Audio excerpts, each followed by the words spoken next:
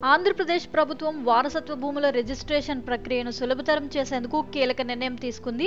10 లక్షల లోపు విలువ గల వారసత్వ భూములకు గ్రామ వార్డు సచివాలయాల్లో కేవలం ₹100 ఫీజుతో సక్సెషన్ సర్టిఫికెట్ పొందవచ్చు. 10 లక్షలు దాటిన భూములకు ₹1000 స్టాంప్ డ్యూటీ చెల్లించాలి. ఈ సౌకర్యం ఆస్తి యజమాని మరణించిన తరువాత వారసులు పొందే భూములకు మాత్రమే వర్తిస్తుంది.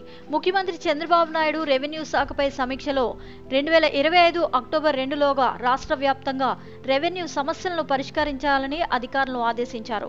ఆర్టిఫిషియల్ ఇంటెలిజెన్స్ ద్వారా ఆధార్ సర్వే నంబర్లను అనుసంధానించి భూ సమస్యలను వేగంగా పరిష్కరించే లక్ష్యంతో ప్రభుత్వం చర్యలు తీసుకుంటోంది.